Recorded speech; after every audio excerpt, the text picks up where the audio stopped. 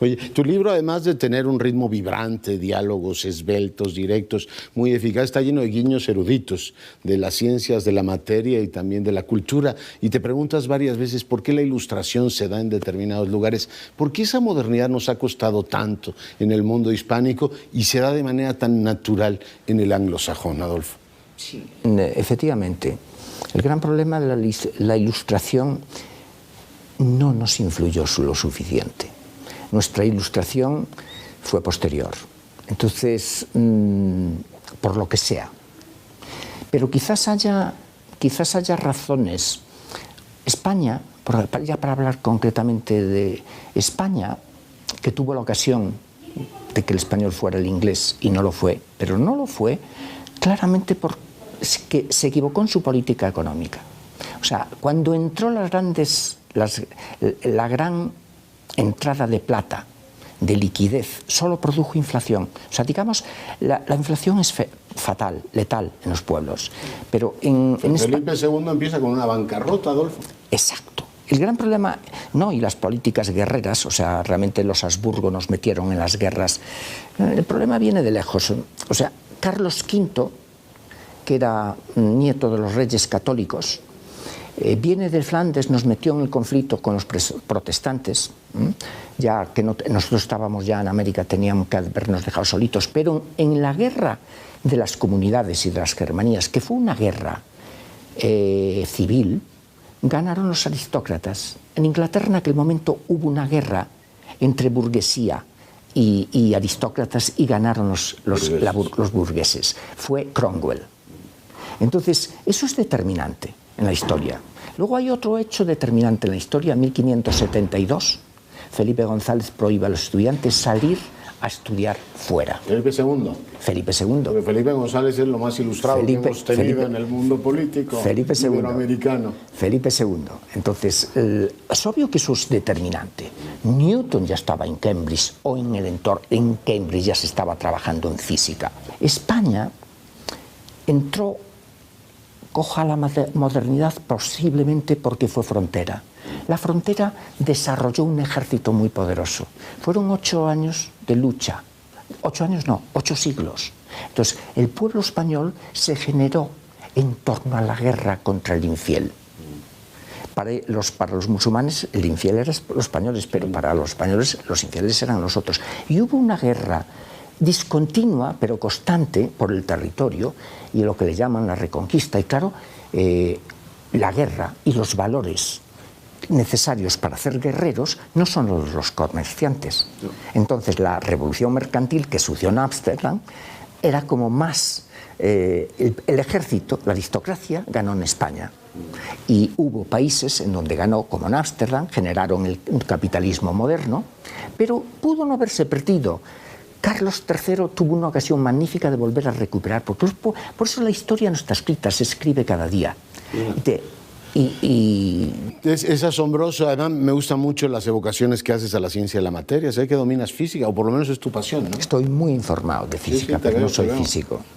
Te veo. Oye, pero ¿y cómo se va rompiendo todo eso? Tú eres el ejemplo, tu persona es el ejemplo de un empresario global, de un empresario que ve. Acabo de estar en Tokio, por ejemplo, y pues en Tokio hay más Adolfo, no te diré que más Adolfo Domínguez que en México, pero de Tokio tienes una presencia. Unas cuantas, sí, unas cuantas. O sea, ¿cómo se empieza entonces a cambiar esto, no?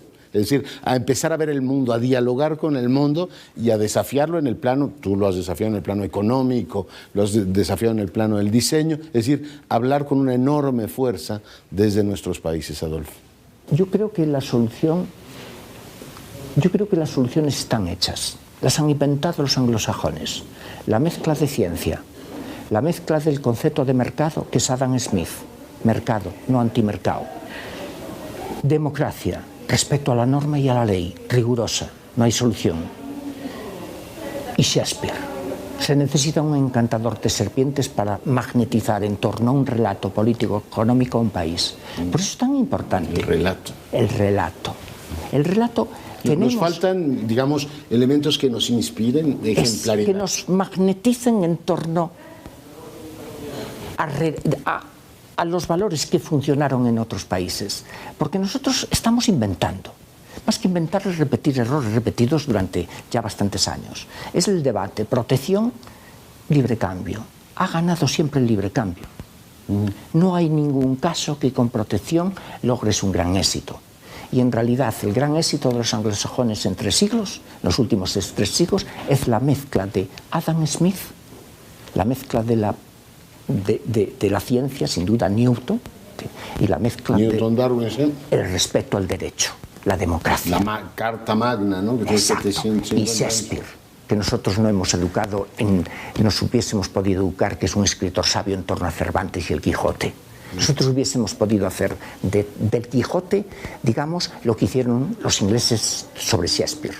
Porque yo creo que es mejor escritor Cervantes que Shakespeare, y más moderno Cervantes que Shakespeare, sí. y más divertido, porque el humor de Cervantes es irrepetible. Entonces, yo creo que si mezclamos, y hay que intentarlo, y persuadir pero eso es el relato. Ahí está los políticos tienen que realmente magnetizar a la gente. Los políticos y las clases altas. Y también los genios como tú, porque de la creatividad tú has hecho también una fuente de inspiración. O sea, claro. me gusta mucho que me lo digas. Si fueras profesor de ciencia política, te diría, Adolfo, estoy totalmente de acuerdo contigo, pero eres un genio de la creación. O sea, la creación tiene también su parte, ¿no? La creatividad. Claro. La belleza. Sin duda. Hombre, es que sin belleza, cuando digo yo Shakespeare, ¿qué es? El gran encantamiento, el encantamiento que producen los artistas. Tú citas aquí un Ricardo III potente. Justo, pero además, Homero hizo Grecia. Es un poco exagerado, es más cosas. Y la ciencia y la democracia. Es que esto lo hicieron los atenienses antes. Luego perdieron con los romanos. Pero el hecho es que realmente es la mezcla de la ciencia, es que es así. Entonces, y la ciencia hay que es una sociedad educada. Toda sociedad que quiera tener éxito tiene que invertir dinero privado y público en la educación como prioridad absoluta. Yeah. Oye, tienes una pasión secreta por el cine. Ahora hablabas de Shakespeare, y uno de los recursos del teatro isabelino era poner una obra de teatro dentro del teatro. Tú nos metes aquí un guión cinematográfico en medio de la novela. ¿Tienes una pasión secreta por el cine? Sin duda, yo estudié cine. Y esa es la prueba. No metí un pequeño... El Quijote metió relatos dentro de la novela. El Quijote hizo la novela. En realidad hay una norma que hay en la narración que debes haber unidad de tiempo, de lugar y de acción. Yo infrinjo todo. O sea, realmente no hay espacio, no hay lugar y no hay tiempo. O sea, mezclo y además pongo un relato, digamos, porque yo creo que la ficción en la realidad tiene una incidencia enorme. ¿Por qué puse ese relato, ese guión? Porque el cine es un magnetizador.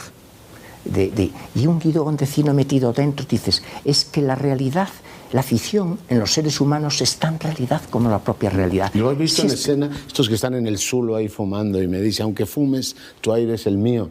O la escena del comisario con la chica esta que alquila para que la acompañe a Palacio Real y la ve con un vestido negro. Esa escena hay que imaginarla, Adolfo. Sí, tú la imaginaste, ¿no? Bueno, es que la he leído. Sí, claro. La has vivido, te gusta mucho. La verdad es que los perfiles de mujer en el libro son brillantes, son vibrantes, son a la par. Es un libro que tiene, además de erudición y oficio, muchísimo erotismo. Lógico. Es que si no, no estaríamos tú y yo aquí. O sea, el erotismo no sé qué tiene la gente contra él, porque realmente... Absolutamente, no me pelearé ni porque Cervantes es mejor escritor que Shakespeare, ni por el erotismo. Exacto, efectivamente. Mira, no hay novela si los personajes no vibran. Una novela no está conseguida sin personajes. Y aquí en esta novela el diálogo es el motor de la trama. Y el diálogo hace que sea leve. Porque es una novela densa, como tú dices. Pero esa densidad, el diálogo lo aligera. Y lo aligera también que está construida en verso cuyo código esencial es la claridad. Sujeto, verbo y predicado, y por este orden. Está perfectamente esculpida. O sea, son años de trabajo. Muchos años. Y las frases hay que encontrar la palabra perfecta.